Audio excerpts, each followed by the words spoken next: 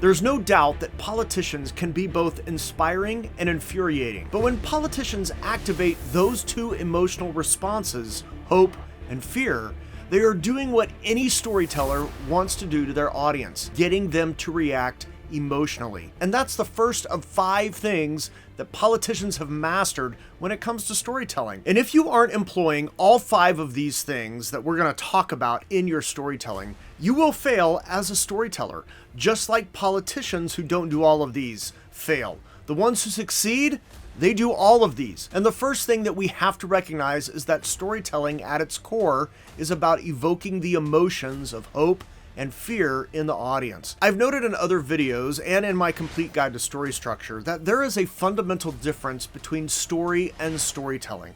And you have to have the story working. That's absolutely true.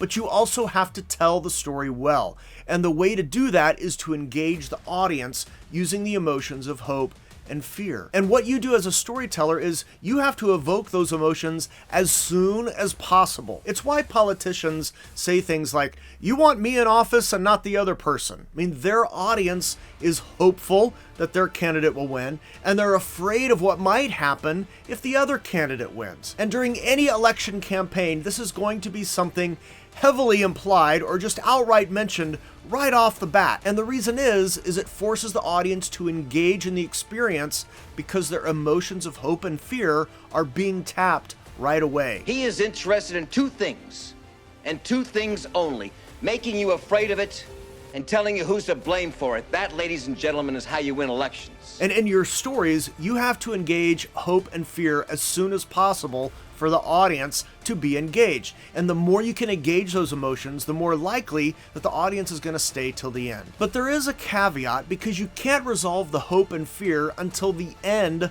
of the story. As soon as those emotions are resolved satisfactorily for the audience, not for the characters, but for the audience, they're done watching, they're done reading, they're done, which means your story is done. This is why in most movies, there's not very many scenes once everything has been resolved. I mean, we get a hint of the new status quo life and what that's gonna be, and then roll credits, because the hope and fear have been resolved. The audience is done. Will the hero win, or will the villain be victorious? I hope the hero will win, but I'm afraid the villain will win. And once the hero wins, okay, 1 scene, maybe 2, imply the new status quo, and out. Lesson number 2 of master storytelling from politicians: the truth is fluid.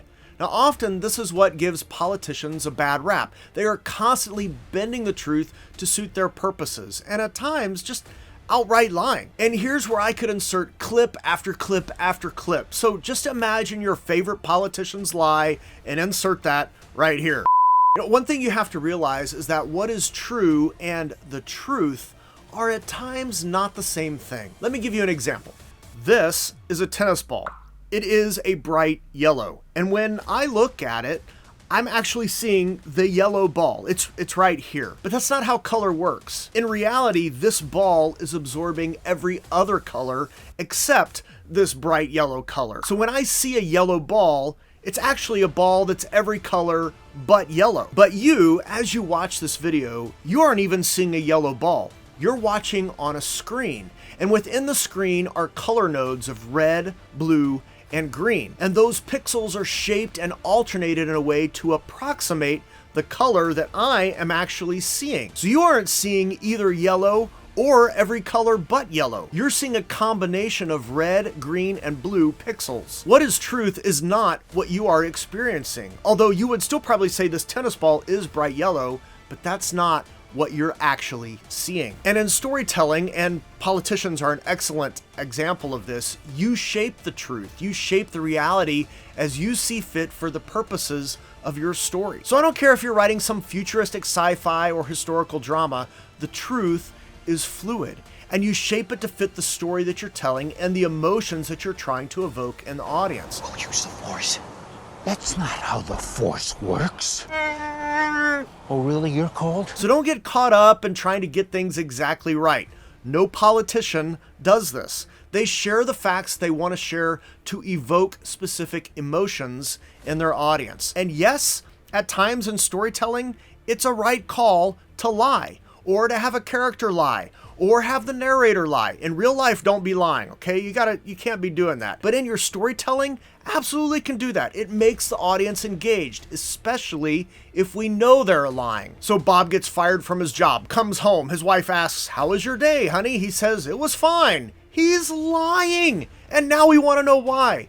The truth is fluid. Lesson number 3 from politicians, and they are excellent at this: superlatives are the best choice. It was the best of times, it was the worst of times. I mean, there's a reason that line resonates, and I bet it wouldn't take you long to think of political examples. I mean, here's a couple. I've redacted the names so you can't necessarily tell. It doesn't matter who said them, but note the superlatives here: largest, most advanced, most innovative, no billionaire, greatest job recovery, always protect. I mean, this is how politicians speak, always in superlatives. I'm the best, they're the worst. I will open greater opportunities, they will restrict your opportunities. It doesn't matter who the politician is, and it's to get attention and to evoke emotion, because that is storytelling. And that's what you must do, or your story will die. See, I'm doing it too. But so many writers want to tell a story about, say, just,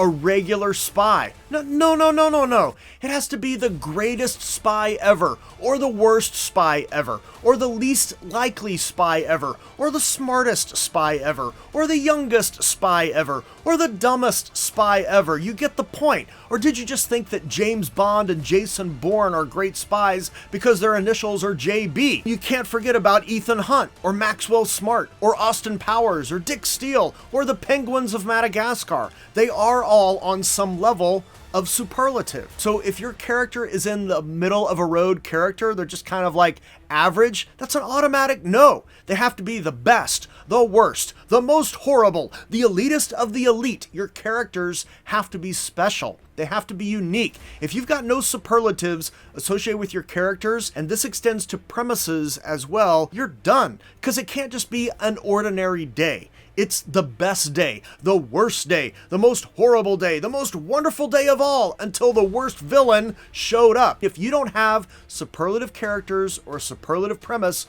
your story is dead in the water before you even start. Lesson number 4 of storytelling we can learn from politicians: memorable is better than pretty much anything else. Okay, just fill in the blank. I mean, memorable is better than logical. It's better than accurate. It's better than meaningful. It's better than any value, virtue, or trait that you want to honor. Memorable always wins. Do you really think you have a chance against us, Mr. Cowboy?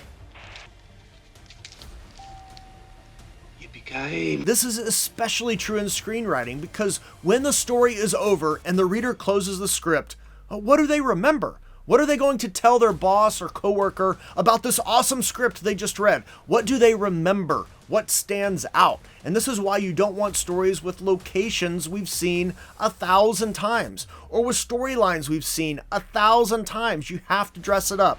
You have to make it memorable. And no one understands this more than politicians, who are always angling for the soundbite, for the memorable quote, the memorable line, the recurring refrain, the motto that's easily remembered, repeatable, and even better if it evokes emotion in the audience. Let me hear you say, "That ain't right." That ain't right. That ain't right. It ain't right. And the holy grail is something memorable that includes a superlative and that evokes the emotions of the audience. I mean, if as a politician you can do all three, you're in. And as a storyteller, you have to find ways to do this in your stories. Memorable lines, memorable characters, memorable scenes, memorable set pieces, memorable confrontations. What was it you said to me before?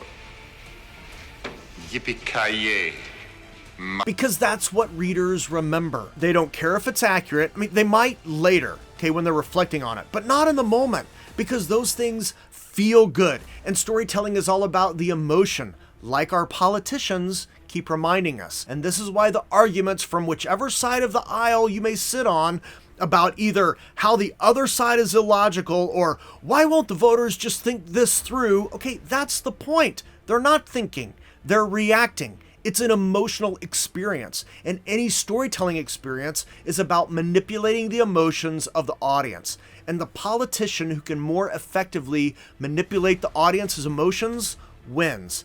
And the same holds true for storytellers. The storyteller who can more effectively manipulate the audience's emotions wins. And that leads to lesson number 5, and that lesson is not about liking or subscribing if you're finding value, but if you do decide to interact in those ways, or even comment about an example of one of these lessons in your favorite story, all of those things help others find this channel, and I really do appreciate it. And there are also resources linked below if you want my help in your screenwriting and storytelling journey, so be sure to check those out if you're interested. And there's even Patreon if you want to support me in that way. But lesson number 5 from politicians about storytelling is one that is overlooked by so many storytellers, and it's actually kind of sad that it is. Presentation matters. There's a reason US presidential candidates wear red and blue. They don't show up in t-shirts and shorts. Even when they're doing some public service or interacting with the common folk, they are still dressed up at least a little. They know that presentation matters. It impacts how their audience will receive the story that they are telling. They know that someone well coiffed and dressed instills a higher level of trust and confidence, and the audience is more likely to be persuaded by them and their story. So why are you ignoring formatting conventions in your story? Why are you not concerned about your grammar and spelling? I mean, those things matter, and they're storytelling related. It's not just about the story. It's about how you tell the story, and presentation matters. So get it right, or stop saying you're a storyteller. If you don't know grammar, you need to learn. If you want a crash course on grammar, you can watch this video right here. So don't forget about the fun buttons and links below, and when you tell a story that matters. See you later.